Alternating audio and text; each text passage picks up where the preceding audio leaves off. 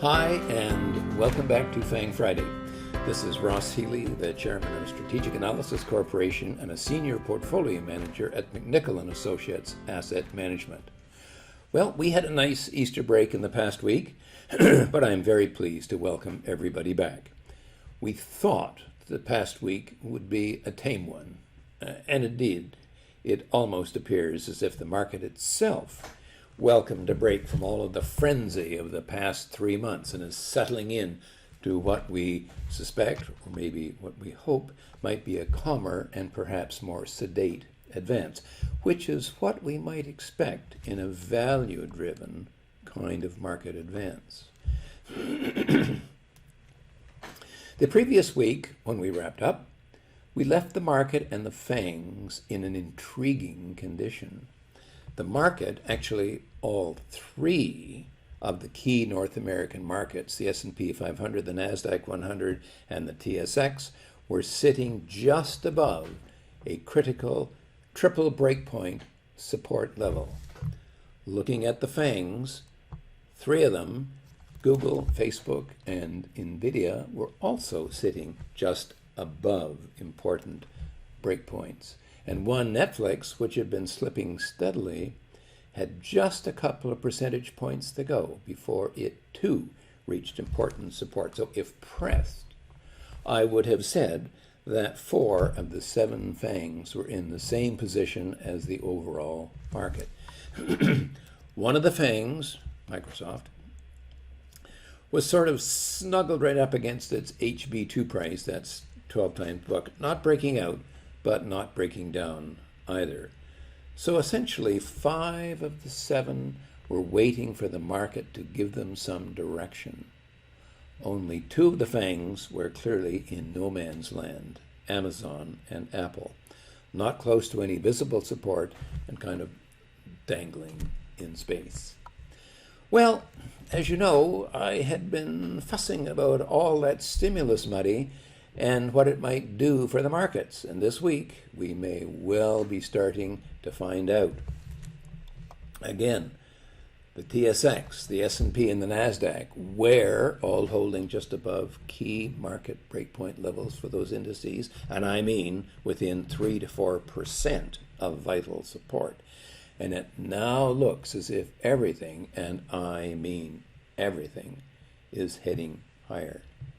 I should tell you, however, that the TSX is the only index with clear upside potential from a fair market value perspective.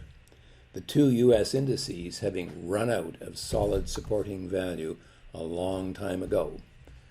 Personally, I would tend to weight my overall portfolio in that direction, but as they say, a rising tide lifts all boats, and we could see as much as a 20 to 25% move up before the indices reach up to their next key valuation levels. Now, before we take a closer look at the FANGs, I do like to say thanks again to everyone who likes this video and all our subscribers. We're getting very close to 1,000 subscribers, and it would be great if you could help us get there together. That would be a nice milestone.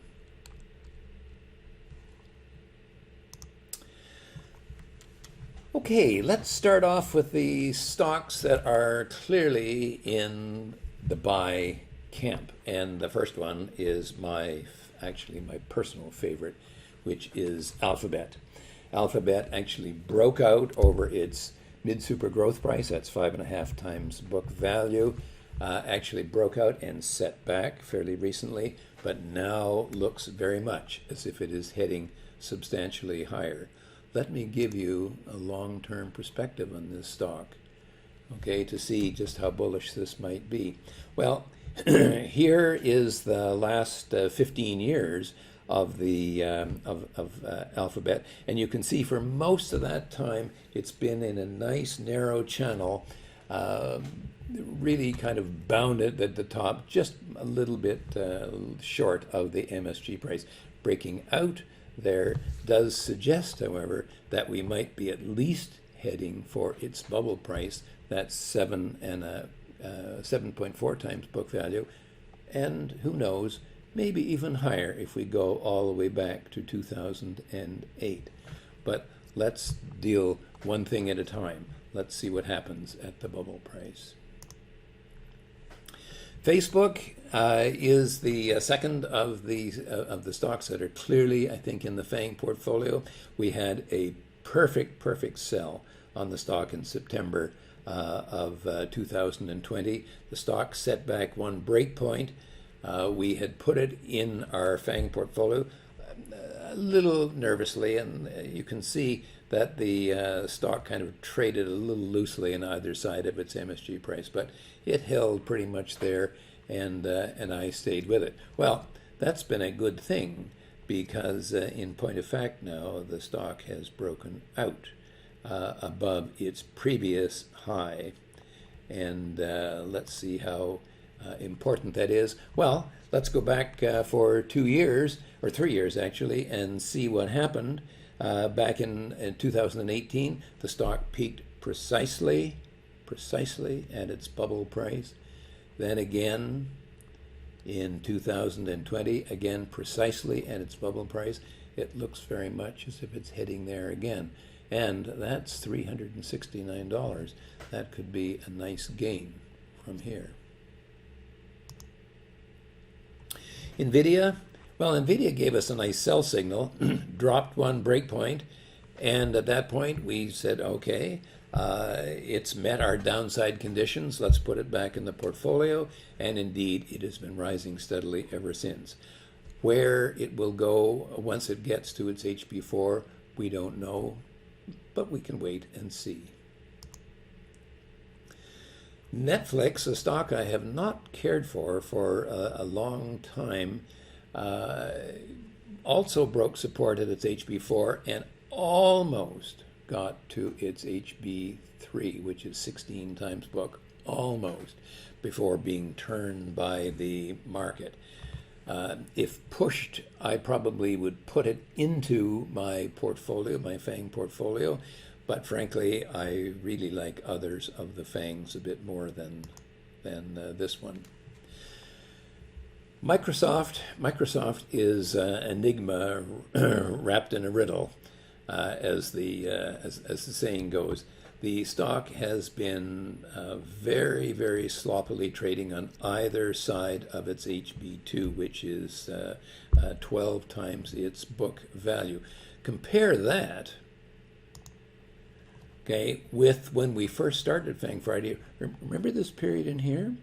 Okay, the stock had come up right against its HB1, that's 10 times book value, and it pushed and pushed and pushed there, but when it broke out, the stock just ran right up to its HB2. Well, this time, the stock got up to a major breakpoint, pushed out, and then set back. Pushed out and set back. This kind of sloppy trading, frankly, concerns me. However, if push comes to shove again, if we're going to be in a rising market, maybe you'd better be there too if you have to own the FANGs. Now, Amazon gave us a very nice sell signal. However, the stock didn't actually get anywhere on the downside, did it? It just kind of formed a little bit of a base here, and very recently, with the market strength, it has moved up now to its HB3. It isn't there yet, so we'll have to wait and see if it can return there and actually break out. So, okay, finally, Apple, which also gave us a clear sell signal, breaking down below its HB5. But as you know, there are some issues that are overhanging this company. And one of the issues is the company continuing to actually buy stock back, which it appeared that they were not, in which case those downtrending balance sheets are going to remain. Those lines are going to remain in place, in which case we may have come very close to a decline actually to its new, potentially new HB5, because they have bought $28 billion of stock back. Well, we've now got the quarter past us, and it shouldn't be very long before we find out whether we've actually got a setback and a buy signal, or whether we've got an ongoing downtrend in the stock. Stay tuned, however, for that one. Should be fairly soon. So in summary, it was an interesting week in which almost everything seems to be heading higher, and some of the worries that I have had for the moment have disappeared. First, the rich are getting richer this week. My favorite FANG, Alphabet, has given us a clear buy signal by breaking out over its MSG price, 5.5 times book, and has made what I refer to as a typical breakout pullback for a powerful confirmation of that signal. I expect it is now moving towards its bubble price, that's 7.4 times book. It's the cheapest of the FANGs by a hair, the second cheapest stock being Facebook, which held a bit loosely, I will admit, but it held at its own MSG price. Facebook is now steaming up towards its bubble price, 7.4 times book, and the stock's all-time high. Last seen in August of 2020, and before that in July of 2018. I would not expect at this moment anything more. Facebook, however, is a pretty good representative for the SVA value system. Not perfect, but pretty good. It peaked twice perfectly at one of our most important valuation breakpoints, the bubble price, and again has bottomed, a bit sloppily, I admit, at a level 1 breakpoint below the bubble level. I like these two stocks insofar as they are the two value stocks in what is otherwise an extremely valued sector. Nvidia's trading rebound buy signal at its HB3 remains in force, and the stock appears to have gotten a new lease on life this week. Should be able to carry to its HB4, that's 20 times book, although what will happen to that after that, I don't know. As you know, I have been curious as to why this semiconductor stock has not done better at a time of extreme shortages and galloping prices in their business sector. The key reason that this may be the case is probably because Nvidia is by far the most expensive semi-stock in all of the industry data that we possess, and has the most downside risk as well. Netflix has been what I call a kind of a reluctant participant in the current market rally. It didn't fall right down to its HB3 price, 16 times book, and is now rallying from there, and we'll see how far it can actually go from here. Now, looking at the stocks that I would not been holding of late. As far as Microsoft is concerned, I said I would sell my holdings, as I do not care to find out that this breakdown was for real, although it has not really followed through as of yet. Well, this week, Microsoft is trying to break out and up again. I know that I have kept saying that I do not particularly like this stock, but I should probably swallow my pride and just buy it on our Phantom FANG portfolio so as not to be left behind. Now for the last two laggards. First is Amazon, which failed to hold at its HB3 or 16 times book and rendered a sell. But after a period of weakness, actually a period of nothingness, the shares have rallied almost back to their HB3 price, which now stands at $3,333 at this extreme moment. So, is Amazon back in business again? We'll have to wait and see next week what happens. That leaves me with Apple, the FANG that seems to stir up the most commentary and differences of opinion. On the bald face of things, the shares failed to hold their HB5 price, that's 26 times book, and are heading to their HB4, that's 20 times book, where they last bottomed and rallied in September 2020. One of the critical issues for Apple holders now is, however, the company has apparently bought back $28 billion worth of stock. Our problem is that without a revised balance sheet, The effect has what the effect has been on the structural prices which govern our strategy, we are not sure. That, however, should be cleared up shortly. Now, what should we take away from last week? First, the FANGs are now market followers, not market leaders anymore. This is a clear change from the past 10 years or so. They did not signal the breakout and move into new high ground. Save for Google, they waited to be told what to do.